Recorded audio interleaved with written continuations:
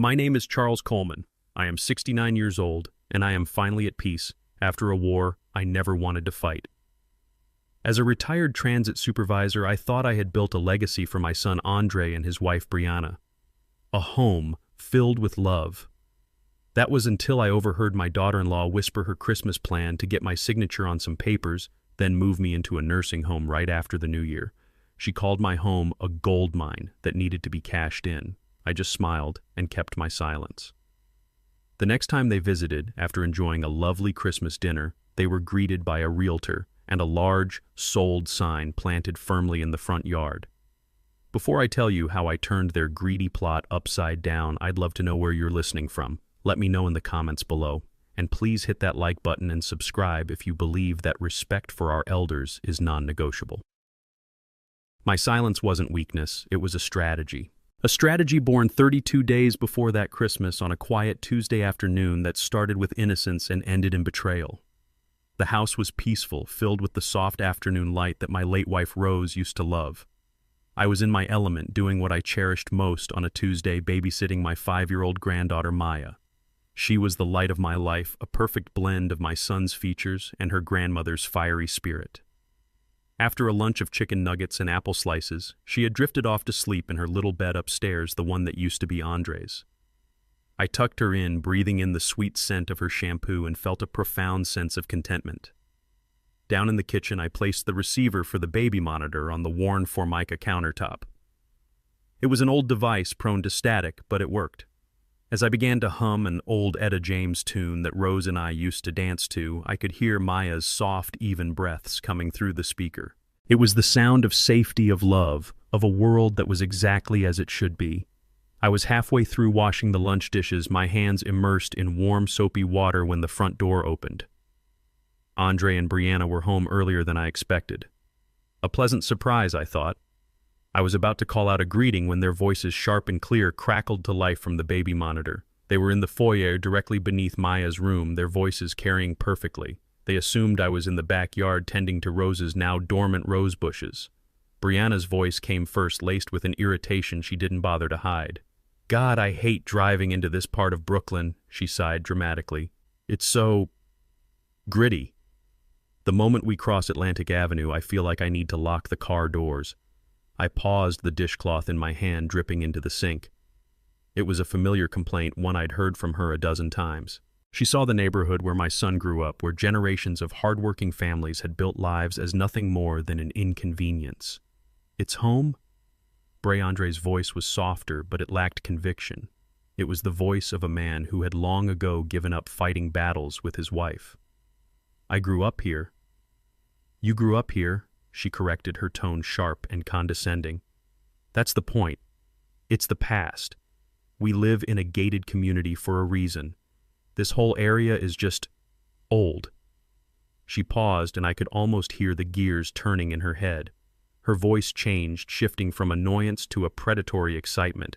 It was a tone I recognized from her days as a real estate agent. "Do you have any idea what a brownstone like this is worth now? Zillow estimates $1.5 million, at least. And that's before a proper renovation. We're sitting on a gold mine that he's using as a personal museum." The soapy water suddenly felt cold against my skin. A museum. Was that how she saw my home? This house where every photograph on the wall, every scuff on the floor held a memory. This house where I brought my wife home for the first time, where we raised our son, where I held Rose's hand as she took her last breath. It wasn't a home to her. It was a property, an asset waiting to be liquidated. "That's Dad's money, Brianna, not ours," Andre said. The words were right, but his tone was wrong. It was a token protest, a last gasp of the decent boy I had raised. He knew it was a losing battle. Brianna scoffed, a short, ugly sound that crackled through the speaker. "Oh, don't be so naive, Andre. It's our future. Your last little tech startup cost us $60,000. My commission checks aren't what they used to be. We are drowning in credit card debt, and we are standing inside the life raft." He's 69 years old. How much longer does one man need a 4-bedroom house anyway? I stood frozen, my knuckles turning white as I gripped the edge of the sink, my breath caught in my chest. This was more than just idle complaining. This was a plan. This was a plot being hatched in the hallway of my own home. I held my breath, listening, praying that my son would find his spine, that he would stand up for me for his mother's memory. And then her voice dropped to a whisper, a low conspiratorial hiss that was far more terrifying than any shout. It was the sound of a snake coiling before it strikes. "Look," she whispered, the words tinny and distorted, but the venom was unmistakable. "Let him have his last Christmas here. Let him bake his pie and play Santa Claus, enjoy the whole Norman Rockwell fantasy. After the holidays, we find him a nice facility, a clean one. We tell him it's for his own good that we're worried about him being alone. We'll frame it as a gift of security. He's a proud man, but he's also old. He'll fold." There was a long silence. The only sound from the speaker was the faint electric hum of an open channel. In that silence, I heard my son's betrayal as loudly as if he had screamed it. The seconds stretched on each one a small death. He was weighing his father against his wife's greed, and I already knew which way the scales would tip. Finally, his voice came. It was barely a murmur, a ghost of a sound, heavy with a resignation that broke my heart. "Okay," he breathed. "Okay, Bray. Just let me be the one to talk to him." The dish I was holding slipped from my numb fingers. It didn't shatter. It landed in the soapy water with a dull thud that echoed the thud in my chest. The world around me seemed to fade. The sunlight, the hum of the fridge, the scent of cinnamon in the air, it all disappeared. My universe narrowed to the crackle of the speaker and the cold, hard fact of my son's consent. They thought I was old. They thought I was a relic from a bygone era. They thought I would fold. In that moment, standing over a sink of dirty dishes, a profound and icy calm washed over me. The pain was there, a deep tectonic crack in my soul, but something else rose from that crack. It was a quiet, unshakable resolve. The man they were plotting against, the gentle father and doting grandfather, had vanished. In his place stood a man they had never met, a man who would not be erased, a strategist. My first move was to slowly, deliberately finish washing the dishes, humming that old Etta James tune as if I hadn't heard a single damning word. That same night, after Andre and Brianna had taken Maya home, the house fell into a profound silence. It was a different kind of quiet than before. It was heavier, colder, filled with the ghosts of the words I had overheard. I couldn't rest. I walked into my small office, a room lined with books on history and jazz records, and sat down at the heavy oak desk that had been my father's. From a locked drawer at the bottom, I retrieved an old leather-bound ledger. The cover was soft and worn from decades of use. This book was meant to track household expenses and repairs, but over the years it had become something else entirely. It had become the unofficial record of my life as a father. I opened it, the smell of old paper and ink rising to meet me. I turned past pages detailing mortgage payments and new water heaters until I reached a fresh, empty page. I picked up a heavy fountain pen, the one I reserved for important signatures, and uncapped it. My hand was perfectly steady. I was no longer a father grieving a betrayal. I was an accountant, and it was time to audit the books. The first entry I thought of was from years ago. The memory was as clear as a photograph. I was sitting at this very desk, and Andre, fresh out of college with a business degree, was sitting in the chair opposite me. He was 22, and the excitement of graduation was already fading, replaced by the crushing reality of his student loan statement. $80,000. It was a staggering sum, an anchor tied to him before his life had even set sail. I remember the look on his face, a mix of fear and shame. He couldn't even meet my eyes. He just stared at the paper in his hands as if it were a verdict. My wife Rose was still with me then. We had our own dreams for retirement, a trip to see the pyramids, maybe a cruise through the Alaskan fjords. We had a nest egg we had carefully built over 30 years, a testament to a lifetime of disciplined saving. We saw the fear in our son's eyes, and without a moment's hesitation, we made a choice. I remember taking the bill from his hand and saying, "Your future is the only investment that matters, son. Your mother and I will take care of this." He looked up, his eyes wide with a relief so profound it looked like pain. "Dad, I can't let you do that," he said, his voice thick with emotion. I just smiled. "It's already done." The next day, I wrote the check that drained a significant portion of our life savings. It felt good. It felt right. It was the act of a father securing his son's future. In the ledger under the heading Investments, I wrote Andre's education, and next to it the number 80,000. I turned the page in the ledger. The years flew by. Rose passed on, leaving a hole in my heart and in this house that could never be filled. Andre met Brianna. At first I was happy for him, but then the requests started. They were subtle at first, then they became expectations. I remember the day they came over to announce their engagement. They were so excited, talking about a future in a high-rise apartment downtown with a view of the city skyline. The problem was the down payment. $100,000. It was an amount so far beyond their reach it was laughable, but they weren't laughing. Brianna did most of the talking, her words smooth and practiced. She called it a strategic investment in their future, a way to build equity. She made it sound like they were doing me a favor by allowing me to participate. Andre just sat there nodding along, a hopeful smile on his face. I looked at my son and I saw a boy who wanted to give the woman he loved the world, even if it meant leveraging his father's entire retirement. I said yes. I sold off a portion of my stock portfolio, the very stocks I had planned to live on, and wrote another check. In the ledger, I wrote Andre and Brianna's home, and next to it the number 100,000. That was only the beginning. It opened the floodgates. Andre, encouraged by Brianna's belief that he was a misunderstood genius, decided he was an entrepreneur. First, it was a boutique coffee delivery service. It's like Uber, but for caffeine, Dad. It can't fail. That was $40,000 for a commercial espresso machine and a branded van. It failed in 6 months. Then came the artisanal dog biscuit bakery inspired by their new designer poodle. People in this city spend more on their dogs than on their kid's dad. This is a gold mine. That was another $30,000 for baking equipment and organic ingredients. The gold mine went bust in under a year. Each time the speech was the same. Andre would lay out the flawed business plan with breathless enthusiasm, and Brianna would sit beside him nodding encouragingly, interjecting with buzzwords like market disruption and scalability. They made debt sound like an adventure. Each time I gave in. How could I say no? How could I be the one to stand in the way of my son's dreams? I was his father. It was my job to believe in him, especially when no one else would. My hand moved across the page, my pen scratching in the quiet room. Coffee van, 40,000. Dog biscuits, 30,000. Smart home gadgets, another 25. The numbers piled up, each one a monument to my own willful blindness. I put the pen down. The page was full. A column of dates, descriptions, and numbers. My handwriting was neat, almost clinical, as if I were recording the expenses of a stranger.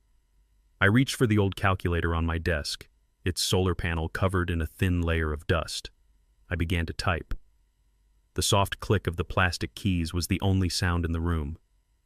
80,000, plus 100,000, plus 40,000, plus 30,000, plus 25,000. I paused, my finger hovering over the equals button. For a moment, I didn't want to see the result. I was afraid of the stark, undeniable truth it would represent, but I had to know. I pressed the button. The number that appeared on the small LCD screen made the air leave my lungs. $345,000. I stared at the number for a long time. It wasn't a number representing love or support or fatherly duty. It was the price tag of my own foolishness. It was the cost of my son's weakness and his wife's ambition. In their eyes, I wasn't a father. I was a fund, a line of credit that never closed. And in that moment, looking at that cold, hard number, I understood. It was never a gift. It was a series of transactions. And I had been the only one who didn't understand the terms, until now. But the numbers on the page, as shocking as they were, didn't tell the whole story.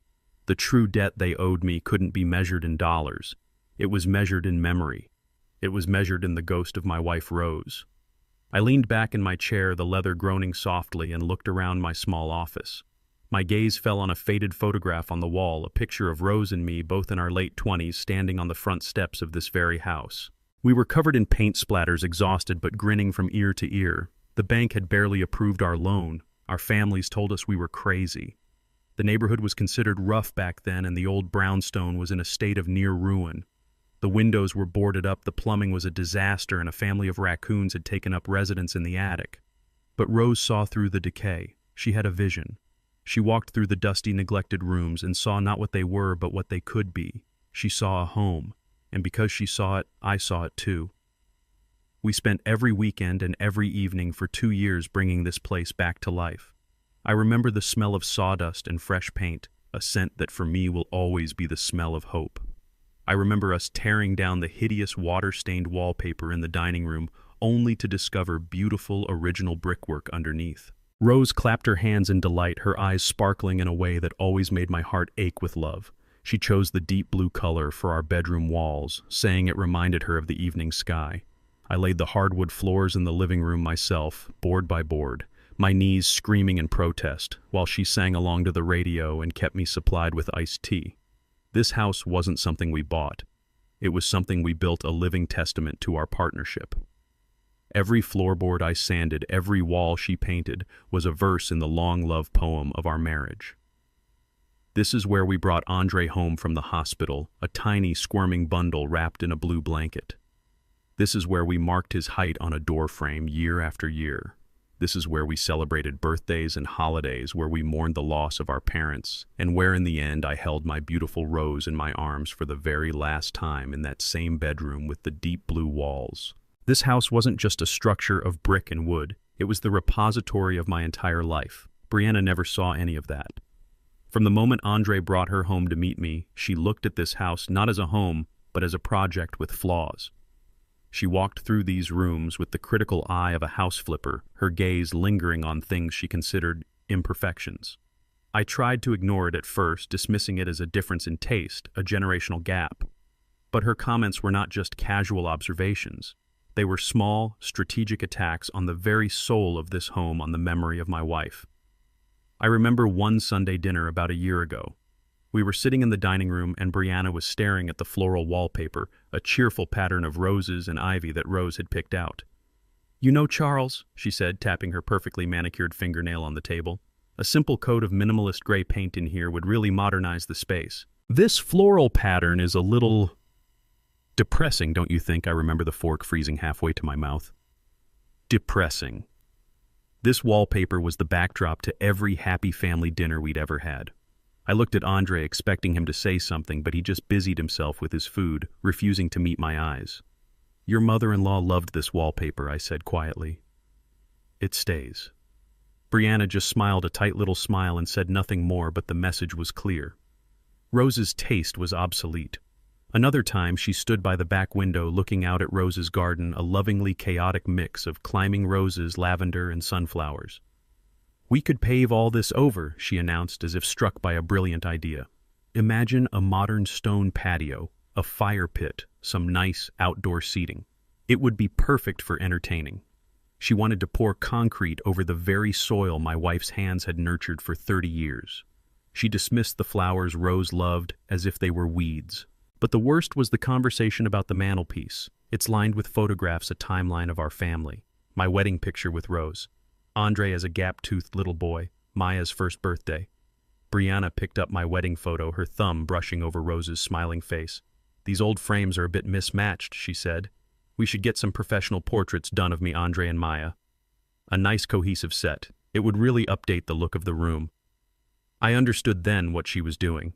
It was a systematic campaign to erase Rose, to strip the house of its history and its heart, to turn it into a generic saleable property devoid of any personal meaning. Every suggestion was a little shovel digging away at the foundation of my life, trying to make it easier for Andre to forget that this wasn't just a house. It was his mother's legacy. It was my sanctuary. And I realized, sitting there in my office, that this fight wasn't just about protecting myself from being thrown into a home. It was about protecting the last physical piece of my wife I had left on this earth. And that was a fight I was not going to lose. My suspicions, now fully awakened, began to see a pattern in things I had previously ignored. I noticed how Brianna had, over the last few months, taken it upon herself to collect my mail. She'd bring it in from the mailbox, sort through it on the kitchen table, and hand me what she deemed important, dismissing the rest as junk mail. She'd presented it as a helpful gesture. "Let me save you the trouble, Charles. So much of this is just clutter," she'd say with a bright, efficient smile. At the time, I had seen it as a sign of a caring, if slightly overbearing, daughter-in-law. Now I saw it for what it was, a strategic interception, an act of a gatekeeper controlling the flow of information. So one evening, long after they had gone home, I waited. The house was dark and silent. I went to the garage and pulled the large blue recycling bin away from the wall. Under the cold glare of a single bare bulb, I began to sift through its contents, old newspapers, empty milk jugs, and the mountain of junk mail Brianna had so helpfully discarded for me. My hands moved carefully, methodically, and then I saw it. Tucked between the pages of a grocery store flyer were several small ripped pieces of a security envelope, the kind with the little clear window. It had been torn into just enough pieces to be dismissed as trash, but not so many that it couldn't be reassembled. My heart began to beat a little faster. I gathered the fragments and took them back inside to my office. Under the bright light of my desk lamp, I felt like an archaeologist piecing together an ancient damning text. I carefully arranged the scraps on a piece of paper and began taping them together. The logo that emerged was from a major credit card company, but one I had never done business with. My name and address were perfectly aligned in the plastic window. It was a credit card statement. A cold dread, sharp and metallic, filled my mouth. With the last piece of tape in place, I held the reconstructed letter in my hand. It was a summary of recent activity for a Platinum Elite Rewards card. A card issued in the name of Charles Coleman. A card with a $25,000 credit limit. A card I had never applied for. My eyes scanned the list of charges, and with each line item the dread turned into a cold, hard fury. There was a charge for $5,000 at a luxury handbag store on Fifth Avenue. I pictured Brianna swinging a new designer bag, a purchase funded by a fraudulent account in my name. There was another charge for $2,000 at a weekend spa retreat in the Hamptons. I imagined her and Andre getting massages and facials, relaxing in plush robes, their weekend of leisure paid for by a phantom version of me. Then there were the restaurants, a string of them, places with French names and menus without prices, where a single dinner cost more than my weekly grocery budget. The total balance was already nearing $15,000, all spent in the last 2 months. I dropped the paper on my desk as if it had burned my hand. This changed everything. Their plan, as I had overheard it, was cruel. It was a plot born of greed and disrespect. But this was a crime. This was identity theft. This was a calculated act of fraud. She hadn't just been planning to take my home. She had already been stealing from me, using my good name and my perfect credit score, a score I had spent a lifetime building, as her personal slush fund. Any lingering trace of paternal softness, any remote possibility of a confrontation that might lead to reconciliation, evaporated in that moment. There would be no family discussion. There would be no tearful appeal to my son's conscience. Brianna had escalated this from a family dispute into a criminal matter. She had handed me the very weapon I needed to not only defend myself, but to ensure that they would face the full consequences of their actions. I stood up and walked to the window, looking out at the quiet, sleeping street. They thought I was a relic. They thought I was a victim. They had no idea that they had just armed me to the teeth. Armed with the cold, hard proof of their crimes, I knew my next step couldn't be an emotional confrontation. This was no longer a family matter to be argued over the dinner table. This was a war, and in a war, you need a general. I only knew one person fit for the job. Her name is Denise Jackson. Denise and I grew up in the same neighborhood, our families went to the same church, and we'd known each other for over 50 years. While I had spent my life working for the City Transit Authority, Denise had become a titan in the world of Brooklyn real estate. She was a legend, a sharp, impeccably dressed woman who could negotiate a multi-million-dollar deal with the city's most ruthless developers and not even break a sweat. More importantly, she was fiercely protective of our community. She had a reputation for defending older homeowners from predatory buyers and their own greedy families. She had seen this story before. I picked up the phone, my hand steady. I dialed the number to her private line, a number I hadn't used in years. She answered on the second ring, her voice as crisp and efficient as ever. "Denise Jackson." "Denise, it's Charles Coleman." There was a brief pause, and her voice softened just a fraction. "Charles, it's been too long. Is everything all right?" "No," I said, my voice low and even. "No, it isn't. I need to see you. It's urgent, and it's about my house." There was no hesitation on her end. "My office. 1 hour." Then she hung up. Denise's office was on the top floor of a sleek, modern building that looked out over the Brooklyn Bridge. The space was minimalist and powerful, all glass and steel, a world away from the warm, memory-filled rooms of my brownstone. She was standing by the window when I walked in, a silhouette against the glittering city skyline. She turned, and her warm smile was immediately replaced by a look of concern as she saw my face. She didn't waste time with small talk. She just pointed to one of the leather chairs in front of her large glass desk. "Talk to me, Charles." I didn't ramble. I didn't get emotional. I laid out the facts like a prosecutor presenting a case. I started with the baby monitor recounting Brianna's whispered words. I moved on to the old ledger, explaining the hundreds of thousands of dollars I had poured into their lives. And for my final piece of evidence, I slid the reconstructed credit card statement across the polished surface of her desk. I watched her as she read it. She didn't offer sympathy. She didn't say, "Oh, Charles, I'm so sorry." Her face hardened, her jaw tightened, and a look of cold professional anger settled in her eyes. It was the look of a warrior seeing a familiar enemy. She placed the statement down gently, her fingertips resting on my forged signature. She looked up at me, her gaze steady and unwavering. "Elder fraud. Identity theft. This is more than just a family squabble, Charles. This is a felony." "I know," I said. She leaned forward, all business. "So what's the end goal here? Do you want to scare them? Do you want to get them to pay you back?" "No," I said, the word coming out firmer than I expected. "Paying me back is impossible. Scaring them isn't enough. I want them out of my life, and I want to protect my home, Rose's home, from their greed. I want to make sure they can never touch it." Denise nodded slowly, her mind already working, processing variables, formulating a strategy. "Okay, let's talk about the asset. The house is in your name and your name alone, correct? Clear title, no mortgage." "That's right," I said. "I paid it off 15 years ago." "Good," she said, a glimmer of satisfaction in her eyes. "That means they have no legal standing. Zero. We can cut them out completely. So we have a few options.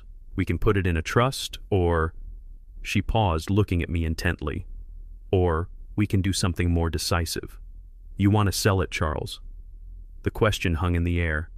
Selling the house. The thought was a physical pain, a tearing sensation in my chest. Selling the sanctuary Rose and I had built. But what was the alternative? To live there waiting for their next move, knowing they saw it as nothing but a pile of cash, to let them eventually inherit it and tear it apart. I thought of Rose's garden being paved over, her pictures being taken off the mantelpiece. No, never. I met Denise's gaze and nodded firmly. "Yes," I said, "sell it." Denise's expression didn't change, but I saw a new level of respect in her eyes. "Then that's what we'll do," she said, her voice dropping into a determined, strategic tone. "I have a list of cash buyers developers who can close a deal in weeks, not months. We'll do it quietly, an off-market sale. They won't see it coming until it's already done." "Charles," she said, leaning across the desk, her voice a low, powerful promise. "They made the mistake of thinking you were a victim. We're about to teach them that you are a king in a fortress, and they've just been permanently locked out." I left Denise's office with a clarity I hadn't felt in years.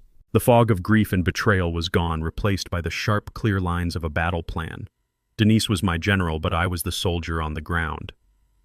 And my first mission was to gather irrefutable proof, a visual record of their treachery that no one, not a lawyer, not a judge, and certainly not my son, could ever deny. My first stop was not a hardware store or a lawyer's office, but a modern, brightly lit electronics store that I had never stepped foot in before. I felt like a man out of time, surrounded by teenagers looking at drones and headphones. But I was on a mission. I walked past the giant televisions and laptops and went straight to the security section. I spent nearly an hour reading boxes and asking a young, helpful clerk questions. I didn't want a big, obvious system. I needed subtlety. I needed eyes where they would never expect them. I walked out of that store with 3 small, high-definition cameras, all Wi-Fi enabled and disguised as ordinary household objects. One was a digital clock that I planned to place on the mantelpiece in the living room. Another was a USB phone charger, perfect for the wall outlet, right next to my office desk. The last one, and my personal favorite, was a simple black picture frame. That night, after the world had gone to sleep, I became a spy in my own home. My movements were slow and deliberate. I replaced the old clock on the mantelpiece with the new one, angling it just so to get a wide view of the entire room.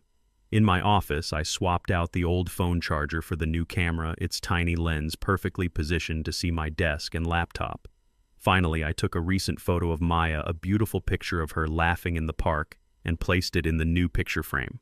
I set it on the corner of my desk, a loving tribute to my granddaughter that would also serve as a silent witness. Back in my bedroom, I connected the cameras to my tablet. The video feeds flickered to life, and suddenly I had a secret godlike view of the most important rooms in my house. I felt a strange and bitter pang of sadness. It had come to this, planting surveillance in the home I had built with Rose. But that sadness was quickly overtaken by a cold, sharp sense of purpose. I was no longer a passive victim. I was a hunter, and I was setting my trap. The trap needed bait. I knew Brianna was opportunistic. She wouldn't be able to resist a chance to get her hands on more of my money, especially if she thought it was easy. The perfect opportunity arrived in the mail 2 days later, tucked inside a pile of what she would have called junk. It was a letter from my bank, a very official-looking pre-approval for a home equity line of credit. A HELOC. It was a standard marketing letter, but the number printed in bold was anything but standard. It offered a credit line of up to $150,000. It was a number designed to make someone's eyes go wide, a tempting, life-changing amount of money. I didn't open it. I left it sealed. The next Tuesday, before Andre and Brianna arrived to drop off Maya, I carefully placed the letter on the small pile of bills on my desk. I didn't put it on top. I tucked it in the middle, partially obscured by a utility bill and a catalog. It was just visible enough to catch the eye of someone who was looking for something they shouldn't be. The stage was set. The cameras were rolling. All I had to do now was wait. 3 days later, Brianna came over alone, using the excuse that she was dropping off some groceries she had picked up for me. Andre was supposedly stuck in a meeting. I knew this was my chance. I greeted her warmly, helped her put the groceries away, and then told her I was going to the backyard for a bit to do some pruning on Rose's old rose bushes. "Take your time, Charles," she said, her voice dripping with false sweetness. "You deserve to relax." I went out the back door, but instead of going to the garden, I slipped into my small tool shed. I sat on an overturned bucket in the dim, dusty light, pulled out my tablet, and opened the camera app. My heart was pounding. The show was about to begin. For 10 minutes, nothing happened. I watched her on the screen as she moved around the living room, straightening pillows, running her finger over the dusty mantelpiece. Then she drifted into my office. The phone charger camera gave me a perfect close-up view. I watched as her eyes scanned the pile of mail on my desk. They stopped. She leaned in closer. Her hand, like a snake, darted out and plucked the HELOC letter from the middle of the stack. She glanced nervously toward the back door, then quickly tore the envelope open. I watched her read the letter, her eyes widening at the $150,000 figure. A slow, greedy smile spread across her face. This was it. She sat down in my chair, and pulled a piece of scratch paper from the drawer. And then I watched in stunned silence as she began to practice my signature. Charles Coleman, she wrote over and over again, mimicking the loops and strokes of my handwriting that she had seen on countless checks I had written for them. The picture-frame camera captured the intense concentration on her face, her tongue sticking out slightly as she worked. After a dozen attempts, she seemed satisfied. She crumpled up the scratch paper and tucked it into her pocket. Then she opened my laptop. The light from the screen illuminated her face, showing an expression of pure, unadulterated greed. I watched my blood running cold as she navigated to the bank's website. I watched her fingers fly across the keyboard, confidently typing in my name, my address, my date of birth, and my social security number. All the information she had gathered while helping me with my finances. She filled out the entire online application for the line of credit in under 5 minutes. The final step was the digital signature. She clicked the box that read, "I agree to the terms and conditions," and then with a final click of the mouse, she submitted the application. A small, triumphant smile played on her lips. She closed the laptop, carefully placed the opened letter back in the pile of mail, and stood up as if nothing had happened. The crime was complete. In the shed, I tapped the screen on my tablet, saving the entire damning recording. I felt no surprise, only a grim, chilling sense of validation. I now had her. I had captured her true soul on video. The video of Brianna was the smoking gun. It was cold, hard proof of a crime captured in high definition. But as I watched the footage on a loop, a gnawing feeling settled in my gut. The video showed Brianna's hand, her face, her signature. But where was my son in all of this? Was he a willing partner in this scheme, or was he just a weak, manipulated man too blinded by his wife's ambition to see the truth? In my heart, I had to know. I had to give him one last chance to be the man I had raised him to be. the man Rose had adored. I needed to hear it from his own mouth. I needed to confirm his complicity. So I set another trap, this one baited not with a letter but with a father's feigned concern. I called Andre and asked him to come over alone. I told him the faucet in the kitchen sink was leaking a small, believable problem. Before he arrived, I took a tiny digital voice recorder I had purchased and placed it on the coffee table, nestled between a stack of old magazines. It was voice-activated, its small microphone indistinguishable from a piece of modern design. Andre arrived looking flustered, already complaining about traffic. I led him to the kitchen, and for a few minutes we played our familiar roles. I was the aging father, and he was the dutiful, if slightly impatient son. After he had needlessly tightened a connection under the sink, I offered him a glass of iced tea. We sat in the living room in the heavy silence that now seemed to permanently occupy the space between us. This was my moment. I leaned forward, trying to make my voice sound as genuinely confused and worried as possible. "Son," I began, "I got the strangest letter from the bank the other day. It was talking about a home equity line of credit. You're good with all that financial stuff. Do you know what this is all about? Honestly, I'm worried someone might be trying to run a scam on me." I watched his face. It was a perfectly crafted test. I had given him the perfect excuse, the perfect opportunity to come clean. He could have blamed Brianna. He could have feigned shock. He could have done anything other than what he did. I saw a flicker of raw panic in his eyes, a deer-in-the-headlights terror. He shifted uncomfortably in his chair, his gaze darting around the room, landing everywhere but on my face. "Oh, that," he stammered, forcing a dismissive laugh. "That's probably just junk mail, Dad. You know how they are. They send those things out all the time to try and get old folks to take out loans they don't need. It's predatory. You should just shred it. Seriously, don't worry about it." The lie was clumsy, pathetic. I pressed him just a little to see how deep the deception went. "Are you sure, son? It looked pretty official. Had the bank's logo and everything." His irritation flared a defense mechanism to cover his fear. "Yeah, Dad. I'm sure," he said, his voice a little too loud. "It's nothing. Believe me. I saw it all then. He wasn't just a bystander. He was a gatekeeper actively running interference to protect his wife's criminal behavior." I nodded slowly and backed off, pretending to be reassured. "Okay, son, if you say so." But as I sat there, I felt the last embers of hope for him die out. The boy I had raised was gone, replaced by this nervous, dishonest stranger. That evening, I got the rest of the proof I needed. I had invited them for dinner, a regular Sunday meal, a charade of normalcy. The voice recorder was still on the coffee table, a silent, patient sentinel.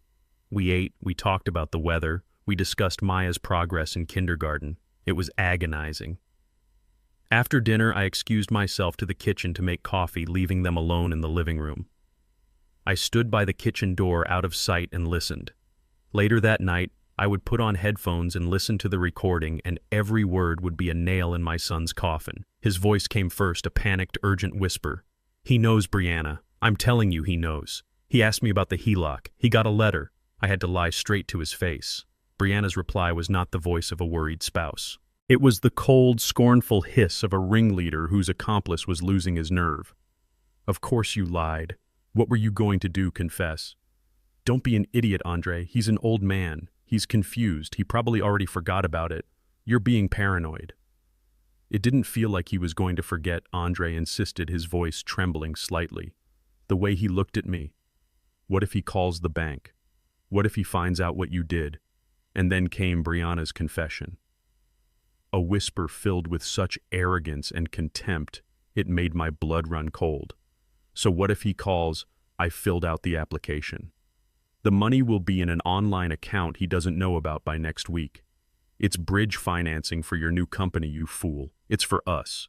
Once we sell the house, we'll pay it back and no one will be the wiser. It's just moving money around. You need to grow a spine and stick to the plan. It's a brilliant plan." There was a long pause. This was it. This was Andre's final chance in the privacy of a conversation with his wife to find his moral compass. He could have said, "This is wrong." He could have said, "We have to stop." He did neither. His voice, when it came, was stripped of all conviction, a hollow echo of a man. "Okay," he sighed, a sound of complete and total surrender. "Okay, Brianna. But if this goes wrong, if he finds out, this is on you." He wasn't worried about the crime. He was just worried about getting caught. In the darkness of my office, listening to my son's voice through the headphones, I felt a profound and desolate sorrow. He had not just been complicit, he had been a coward. He had traded his father for a fantasy, his integrity for a loan application. I saved the audio file, labeling it simply The Conspiracy. I now had everything: the video of the crime and the audio of the cover-up. The trial, I thought to myself, was going to be very, very short. With the video of Brianna and the audio of Andre's cowardly consent saved and backed up, the evidence phase of my plan was complete. The ball was now in Denise's court. For the next 2 weeks, I lived a double life. To my son and his wife, I was the same old Charles. I babysat Maya. I answered their calls. I feigned ignorance about our finances. I played the part of the aging father. They expected me to be a man blissfully unaware of the storm that was about to break over his head. But in reality, every quiet moment was spent coordinating with my general. We spoke in code using burner phones I'd bought for cash. The final phase of our plan was scheduled to unfold just before Christmas, and we needed to finalize the details. We met one last time, not at her office, but at a small, quiet coffee shop in a part of town they would never visit. It felt like a scene from a spy movie. Two old friends huddled over cups of black coffee, planning the peaceful overthrow of a corrupt regime. Denise, as always, was the picture of calm professionalism. She carried a thin leather portfolio. She got straight to the point. "It's done," she said, her voice a low, even murmur that wouldn't carry to the next table. She opened the portfolio and slid a single sheet of paper across the table to me. It was a closing statement. "The buyer is a development group, Astor Holdings. They paid cash, $1.6 million. The wire transfer cleared this morning. The money is now sitting in a new trust account that only you can access. I used the attorneys you approved. Your son and his wife's names are nowhere near it. As far as the world is concerned, they don't exist." I stared at the number on the page, $1,600,000. It was an amount of money that felt unreal. But the feeling it gave me was not joy or relief. It was a profound, aching sadness. "This is it then," I said, my voice thick. 40 years, Denise. 40 years of memories of raising a family, of loving my wife. And in one morning, it all just becomes a number on a piece of paper. Denise reached across the table and placed her hand over mine. Her touch was firm, grounding. "No, Charles," she said, her eyes looking directly into mine, full of a fierce, protective loyalty. "The 40 years are in here," she said, tapping her temple with her other hand. "And in here," she added, touching her heart, "that is the part of the house they can never sell, and that is the part you are protecting. The paper is just the armor. They were trying to steal the bricks and the wood, but what they really wanted to steal was your dignity and your peace of mind. You've just made sure they can't have either." I took a deep breath, her words steadying me. She was right. This wasn't an ending. It was a liberation. So I said, my voice clearer now. "What happens next?" "The closing is officially filed with the city tomorrow morning at 9 a.m. December 24th, she said. "As of Christmas Eve, you will legally be a guest in a home you no longer own. The developers have already resold the property to a private family, the Chens. They know the general situation and they have agreed to play their part in this." She checked her watch. "They are scheduled to arrive to take possession of their new property at 11 a.m. on Christmas Day. I will be with them." My mind raced. Christmas Day. The timing was perfect, poetic even. "They're coming over for brunch on Christmas morning," I told her. "They think they're finally going to have the talk with me about my future." A grim, humorless smile touched Denise's lips. "Oh, they'll be having a talk about the future, all right," she said. "Just not the one they were planning." We sat in silence for another moment, the unspoken weight of what was about to happen settling between us. This was the point of no return, the final move in a game I never wanted to play. Denise slid the closing statement back into her portfolio and stood up. "It's time, Charles," she said softly. "It's time to end it." I looked up at my old friend, my general, and I nodded. "Yes," I said. "It's time." Christmas morning arrived not with the joyful ringing of bells, but with the quiet, tense hum of a battle waiting to begin. The scent of Rose's sweet potato pie filled the air, a final fragrant tribute to a life they had tried to erase. Andre and Brianna arrived precisely at 10 a.m., their arms filled with gifts, their faces arranged in masks of festive cheer. We went through the motions, the hollow ritual of exchanging presents. They gave me an expensive watch I would never wear and a cashmere sweater 2 sizes too large. I thanked them, my voice a perfect imitation of a grateful father. Inside, I was a coiled spring, a silent predator waiting for the prey to step into the clearing. After the last of the wrapping paper was cleared away, we sat in the living room with plates of pie and cups of coffee. I saw Andre and Brianna exchange a look, a silent telepathic signal. The performance was about to begin. Brianna set her plate down on the coffee table and moved to sit on the ottoman in front of my armchair. She placed her hand on my knee, her touch meant to convey warmth and intimacy, but it felt as cold and hard as a stone. Charles. She began, her voice a carefully modulated symphony of concern. Andre and I have been talking a lot lately, and we're a little worried about you. Andre, on cue, leaned forward from the sofa. He couldn't quite meet my eyes, his gaze fixed on a spot on the carpet. She's right, Dad. We love you. And because we love you, we have to be honest. Brianna squeezed my knee gently. This house, it's so big for one person. We worry about you on these old stairs. We worry about you being alone all the time. What if you fell? What if something happened? We wouldn't know for hours. Her face was a perfect mask of loving anxiety. She had a list of reasons, all of them practiced, all of them designed to sound like they were born from love, not from avarice.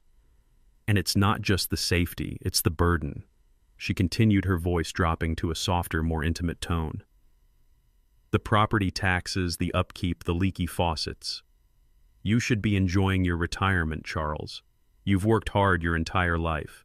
You deserve to be relaxing, not worrying about raking leaves or fixing a broken furnace. Andre chimed in, the dutiful son reciting his lines. We found this incredible place, Dad. It's called Oakwood Meadows. It's more like a resort than a home. It has a swimming pool, a library, movie nights, organized activities. You'd be surrounded by people your own age. And the best part is there are doctors and nurses on staff 24/7. It would give us such peace of mind knowing you were being looked after. He emphasized their peace of mind. Of course. My life, my independence was a problem that needed to be solved to alleviate their discomfort. With a final theatrical flourish, Brianna reached into her expensive handbag and pulled out a set of glossy tri-fold brochures. She fanned them out on the coffee table. The pictures showed smiling, silver-haired seniors playing cards, doing water aerobics, and laughing over dinner. It was a manufactured paradise, a sterile and soulless replacement for a home filled with a lifetime of memories. We can take a tour next week, she said, her voice bright with finality, as if the matter was already decided. We'll handle everything for you, Charles. The paperwork, the movers, everything. You won't have to lift a finger. I let the silence hang in the air for a long moment. I picked up one of the brochures, pretending to study the smiling faces of the residents. My face was a mask of thoughtful consideration. Inside my mind was a block of ice, a resort. They had summarized my entire life, my home, my independence, my memories of Rose, and decided it could all be traded for a single room with a meal plan and organized bingo nights. This was the pinnacle of their disrespect, the final condescending dismissal of my entire existence. I saw them exchange another look, a small, triumphant smile passing between them. They thought I was folding. They thought the old man was finally giving in. I carefully placed the brochure back on the table and looked up first at my son, then at his wife. I let a gentle, slightly sad smile touch my lips. My voice when I spoke was soft, tinged with a weary resignation I had been practicing for weeks. You know, I began, my voice quiet. You're right. It is a lot for one man. I appreciate you both looking out for me like this. It really does mean a lot. The look of relief on Andre's face was so profound it was almost comical. Brianna's eyes glittered with victory. They had won. It was over. I let them savor their victory for a few seconds more before delivering the line I had been waiting to say for a month. This is a very big decision, I said, shaking my head slowly as if weighed down by the gravity of it all. And it feels like the end of an era. So before we talk any more about this, I have something I want to show you, a special home movie I put together for the occasion, a little tribute, a way to say goodbye to this old house. Why don't you have another slice of pie while I set it up? Brianna and Andre exchanged a look of smug curiosity. A home movie. They probably thought it was going to be a sentimental collection of old family photos, a slideshow of Christmases past, designed to make them feel a little guilty. They settled back on the sofa, Brianna picking up her slice of pie, ready to endure whatever boring nostalgic trip I was about to subject them to. I didn't say a word. I walked over to the large television, my movements unhurried, and connected my laptop with a steady hand. The screen flickered to life, bathing the room in a cold blue light. I clicked a single file on my desktop, an icon simply labeled Family, and the show began. The screen was black for a moment, and then an image appeared. It was a static shot of my living room, the one they were sitting in right now. The angle was from the digital clock on the mantelpiece. In the bottom right corner of the screen, a timestamp glowed with the date from 3 weeks prior. Andre and Brianna leaned forward slightly, their brows furrowed in confusion. The video was silent. After a few seconds, the figure of my daughter-in-law, Brianna, walked into the frame. She moved with a furtive quickness, glancing over her shoulder toward the back door. Then she drifted out of the shot into my office. The scene immediately cut to a new angle. This one was tight, intimate, showing my office desk in perfect, damning clarity. It was the view from the USB charger. Brianna came into view and sat down in my chair.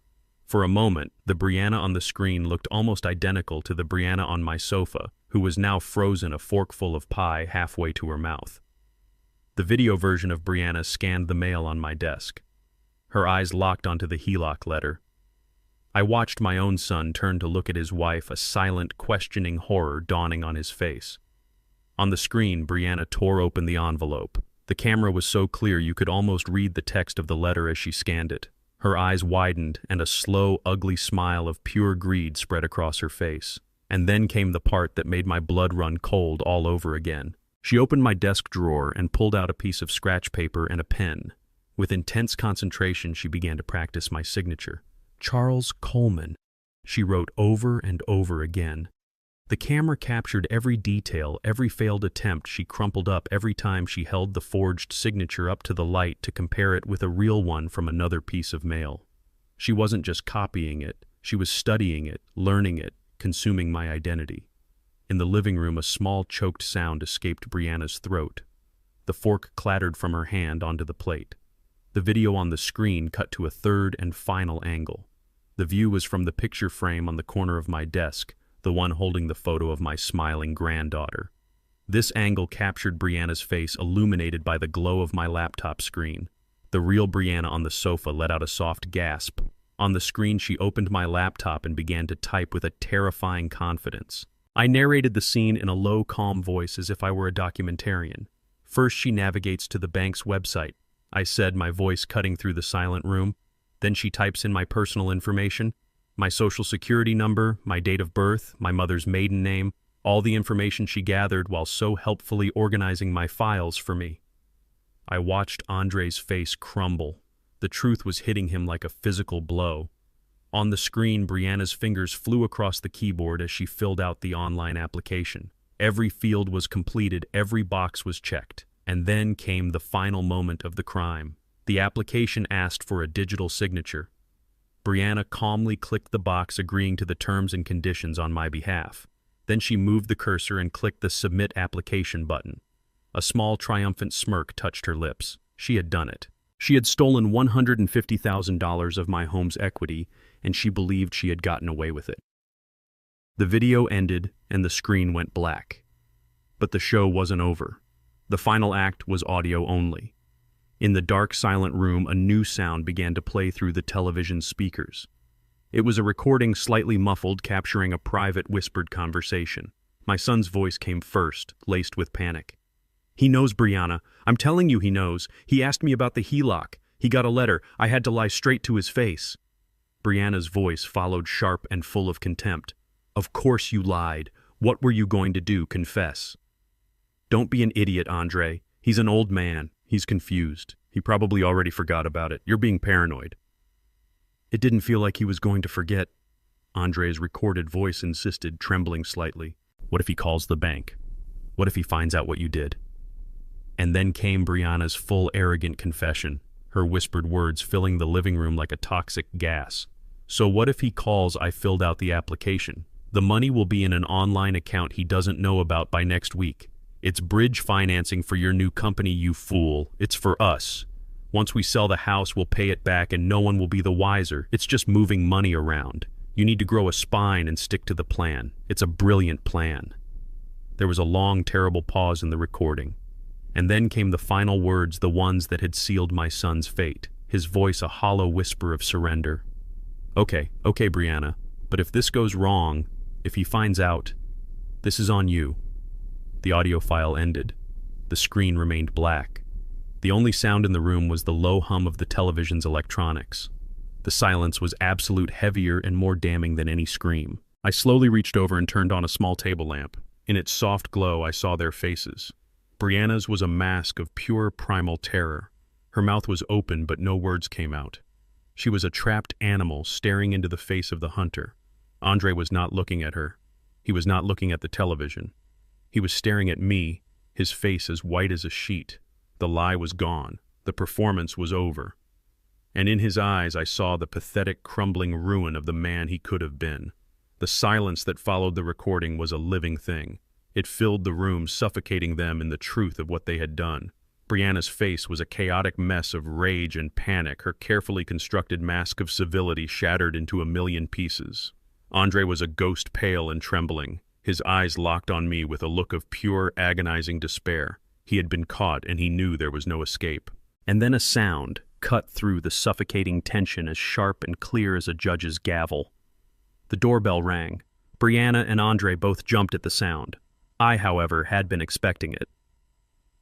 "I'll get that," I said, my voice calm as I stood up from my armchair. I walked to the front door, my steps even and unhurried. When I opened it, Denise Jackson was standing on my porch, looking as powerful and elegant as a queen in her sharp-tailored suit. Beside her stood a pleasant, middle-aged couple who looked at me with kind, sympathetic eyes. "Denise, Mr. and Mrs. Chen," I said, opening the door wider. "Please come in. Your timing is perfect." They stepped into the foyer. Denise's eyes swept over the scene in the living room, taking in Brianna's terrified fury and Andre's broken form. Her face was a mask of cool professionalism. "What is this?" Andre finally managed to stammer, his voice barely a whisper. "Who are these people, Dad?" Brianna found her voice a harsh, grating sound. "What's going on?" "Charles." Denise stepped forward, taking command of the room. She did not look at me. She addressed Andre and Brianna directly, her tone polite but laced with the cold authority of someone who held all the cards. "Mr. Coleman, Mrs. Coleman, my name is Denise Jackson, and this is Mr. and Mrs. Chen. I believe you are in their house." The statement hung in the air for a moment, so audacious and impossible that it didn't seem to register. Brianna was the first to react, letting out a short, hysterical laugh. "Their house. What on earth are you talking about?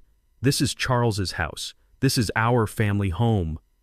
Denise didn't argue. She didn't raise her voice. She simply opened the leather portfolio she was carrying and removed a thick stack of documents held together by a binder clip. "Not anymore," she said, her voice cutting through Brianna's hysteria like glass. "The sale was finalized yesterday morning at 9 a.m. The title was officially transferred. The property now legally belongs to my clients, Mr. and Mrs. Chen. I have copies of the deed and the closing statement right here, all filed with the city." She stepped forward and placed the documents on the coffee table in front of them. "I'm afraid," she said, her voice devoid of any sympathy, "that you're trespassing." Andre stared at the legal papers as if they were a venomous snake. His hands shook so badly he couldn't even reach for them.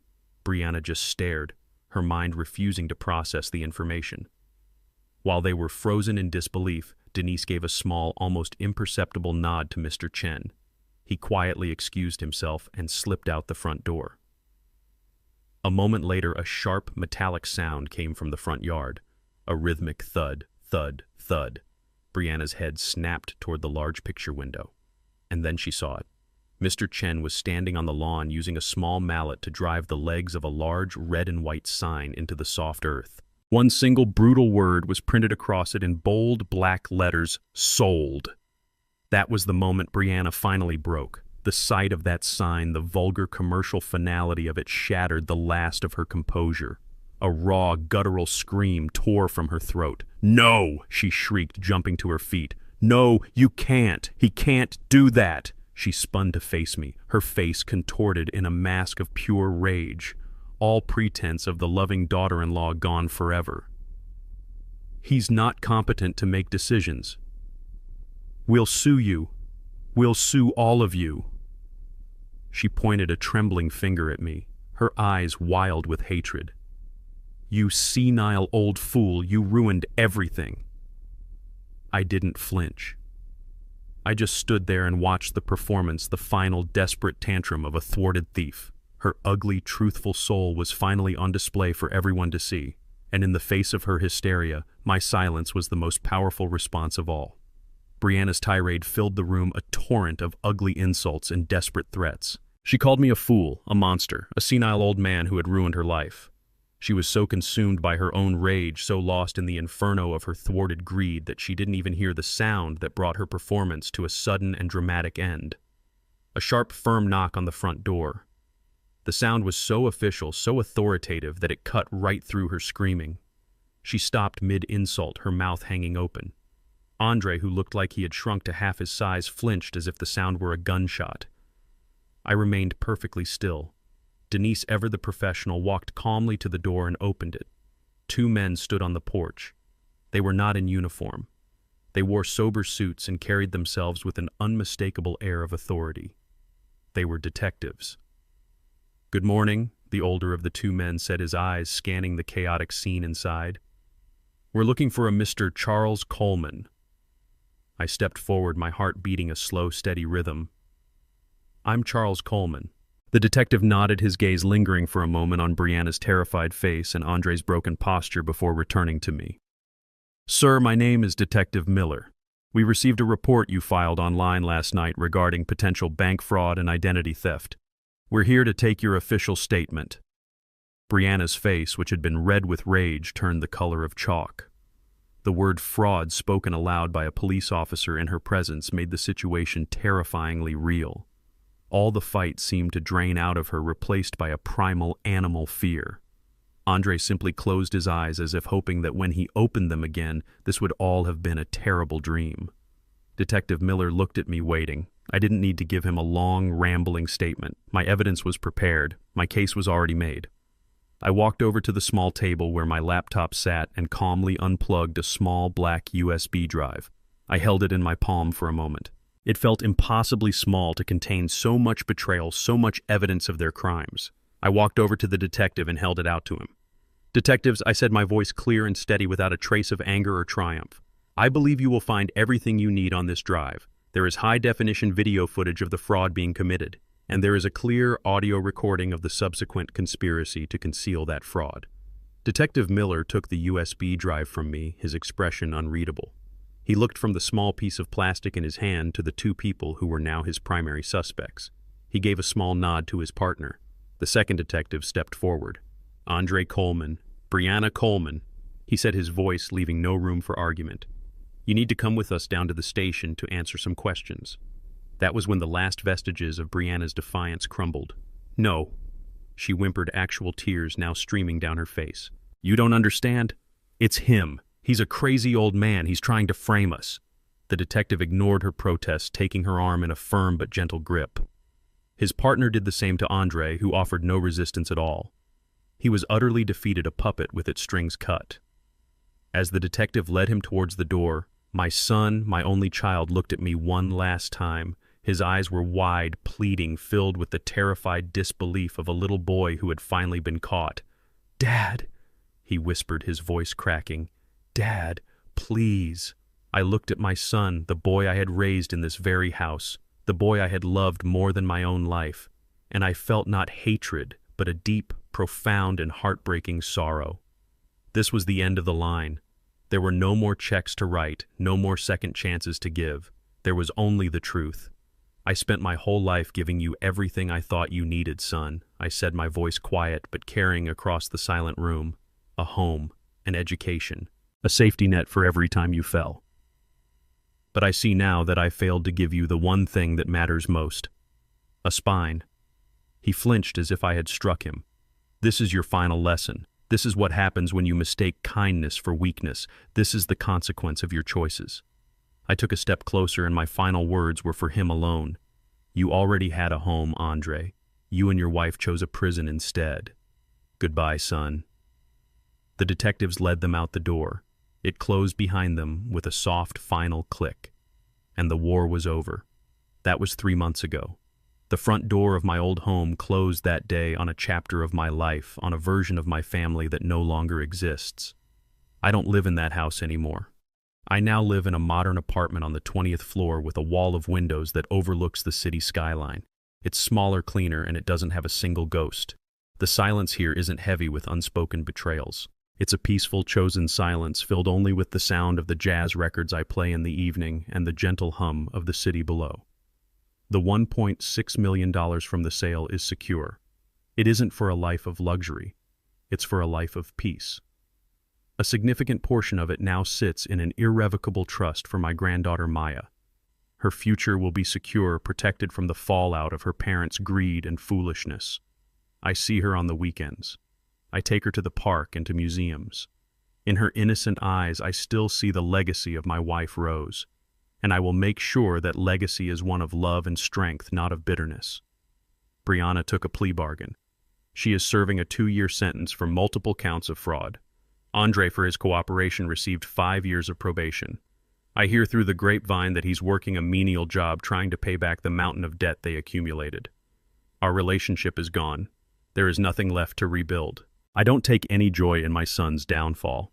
There is a profound and heavy sorrow in it that will likely never leave me. A father should not have to be the architect of his own son's consequences. But I have come to understand that my actions on that Christmas morning were not an act of revenge. They were an act of profound and necessary self-respect. For years I had confused kindness with weakness. I had allowed my love for my son to blind me to the man he had become. I thought that by giving him everything he wanted, I was helping him. In reality, I was crippling him, preventing him from ever learning the value of integrity.